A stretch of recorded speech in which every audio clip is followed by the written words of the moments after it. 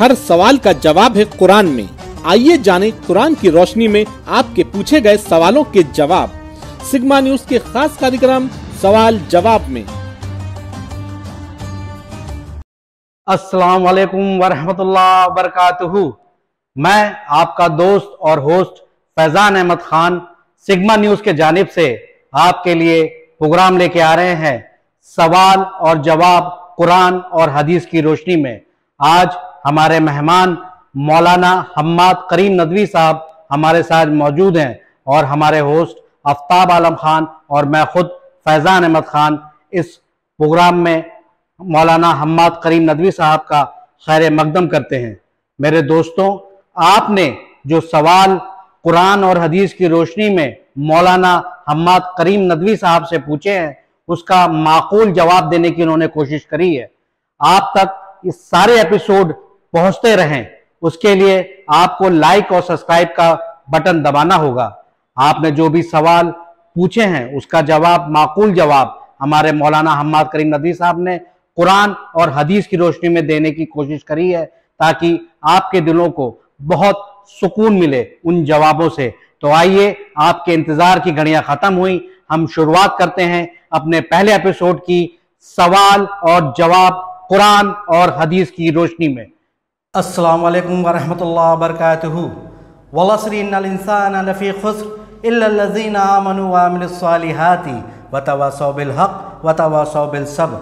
मैं फैज़ान अहमद खान आपका खैर मकदम करता हूँ सिग्मा न्यूज़ के प्रोग्राम सवाल जवाब में कुरान और हदीस की रोशनी में। आज हमारे साथ मौजूद हैं मौलाना हम्माद करीम नदवी साहब, जो कि आपके जो व्हाट्सएप पे आपने सवाल पूछे हैं उसका जवाब देंगे। लेकिन उन जवाबों से पहले आप सब्सक्राइब का बटन दबा दिए और बेल आइकॉन को दबा दिए ताकि आगे आने वाले एपिसोड आपको बेहिचक मिलते रहे। तो आपका सवाल जो कि पूछा गया है मैं मौलाना हम्माद साहब से पूछना चाहूँगा। मौलाना साहब, कई लोग कहते हैं कि भाई मैंने तौबा कर ली, मैंने माफ़ी मांग ली, लेकिन एक साहब हैं वो पूछना चाहते हैं कि माफ़ी मांगने का सही तरीका क्या है, तो आप उस पर कुछ रोशनी डालना चाहेंगे? जज़ाकल्लाह। हामिदन व मुसल्लियन अम्मा बाद, अऊज़ु बिल्लाहि मिनश शैतानिर रजीम, बिस्मिल्लाहिर रहमानिर रहीम। मेरे मोहतरम भाई और अज़ीज़ सामीन किराम, फैज़ान भाई ने एक अहम सवाल किया है कि माफ़ी मांगने का तरीक़ा क्या है, हमें किस तरह से माफ़ी मांगनी चाहिए।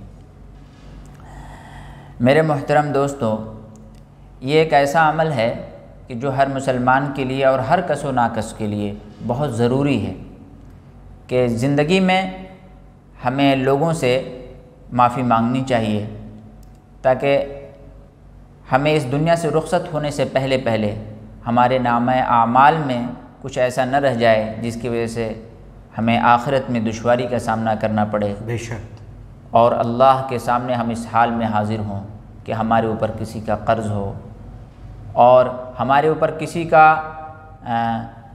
गुनाह हो, यानी जिसको हुकूकुल इबाद कहते हैं, हुकूकुल इबाद में से हमारे ऊपर कुछ हो, हम इस हाल में अल्लाह के सामने हाजिर हों।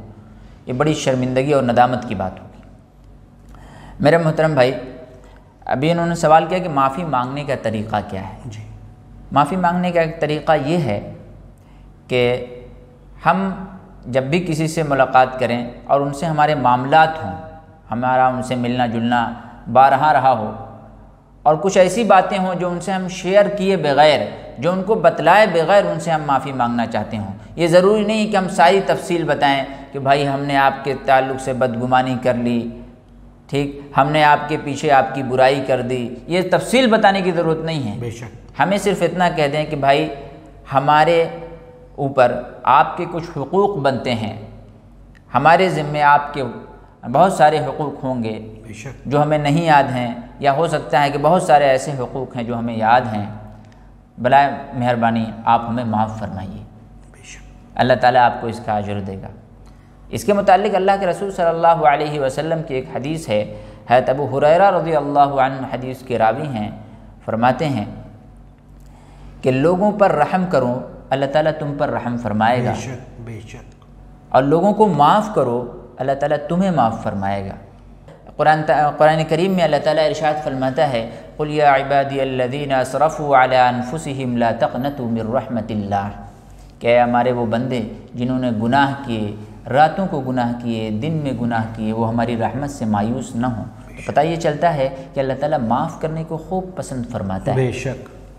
تو ہمیں معافی مانگنے کی عادت ڈالنی چاہیے، بلکہ ہمارے گھر سے اس کی شروعات ہونی چاہیے۔ ہمارے گھر میں بچے ہیں، ایک بچے نے دوسرے کو دھکا دے دیا، ہماری ایک بچی نے دوسرے کو مار دیا، ہمارے ایک بچے نے دوسری بچی کو مار دیا، تو گھر میں ہم یہ ڈسپلن لائیں، گھر میں یہ عادت ڈالیں۔ بچی سے کہیں چلو اپنے بڑے بھائی سے معافی مانگو، بھائی سے کہیں چلو اپنی چھوٹی بہن سے معافی مانگو، معذرت کی عادت ڈالیں۔ جب یہ عادت ہوتی ہے تو ہمارے اندر جب یہ چیزیں سرایت کر جاتی ہیں، اور جب یہ ہماری عادت ہماری فطرت میں شامل ہو جاتی ہے کہ ہم لوگوں سے معافی مانگنے لگیں، تو یہ بڑی نعمت ہو جاتی ہے۔ بے شک۔ انسان بڑا سے بڑا گناہ کرتا ہے، لیکن جب یہ کسی سے کہہ دیتا ہے کہ صاحب ہم سے یہ غلطی ہو گئی ہے لیکن آئندہ نہیں ہوگا، تو بڑے سے بڑا ظالم ہوتا ہے، اس کا دل موم ہو جاتا ہے۔ بڑے سے بڑا گناہگار ہوتا ہے، لوگوں ایک دوسرے کے دشمن ہوتے ہیں۔ جب بات یہ سامنے آتی ہے کہ بھائی ہم سے غلطی ہو گئی ہے، انسان جب اپنی غلطی کو مان لیتا ہے تو دشمن جو ہوتے ہیں دوست بن جاتے ہیں۔ آپ کسی سے بحث مباحثہ کر رہے ہوں، ایک بات موضوع سے ہٹ کر کے ہے، لیکن آپ کسی سے بحث کر رہے ہوں، آپ کے پاس بہت ساری دلیلیں ہوں،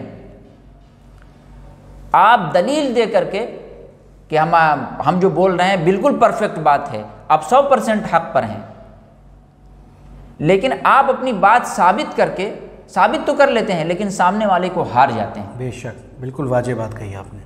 لیکن آپ اگر یہ کر لیں کہ ٹھیک ہے بھائی، ہم جو بات کہہ رہے ہیں ٹھیک ہے، میری بات تو ہے، تم بتاؤ تمہاری اس سلسلے میں کیا رائے ہے، تم کیا کہہ رہے ہو اس سلسلے میں۔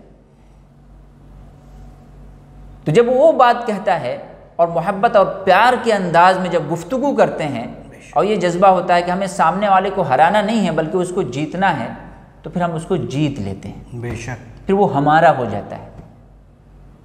تو یہ جذبہ کہاں سے پیدا ہوتا ہے؟ یہ جذبہ وہاں سے پیدا ہوتا ہے ہمارے اندر معاف کرنے کا جذبہ۔ اللہ تعالیٰ ہمیں اور آپ کو کہنے سننے سے زیادہ عمل کی توفیق مرحمت فرمائے اور معاف کرنے والا بنائے، اس سے گھر کا ماحول اچھا ہوتا ہے۔ بے شک، بہت ہی عمدہ۔ یہ تھے ہمارے مولانا حماد کریم ندوی صاحب، جنہوں نے آپ کے سوال جو واٹس ایپ پہ آئے تھے اس کا بہت ہی عمدہ جواب دیا۔ ہم امید کرتے ہیں کہ آپ کو آگے بھی اور ایپیسوڈ میں سوالوں کے جواب ملتے رہیں گے قرآن اور حدیث کی روشنی میں۔ تو جب تک کے لیے ہمیں دعاؤں میں یاد رکھیے۔ شب بخیر۔ آپ کا اپنا فیضان احمد خان، سگما نیوز سے۔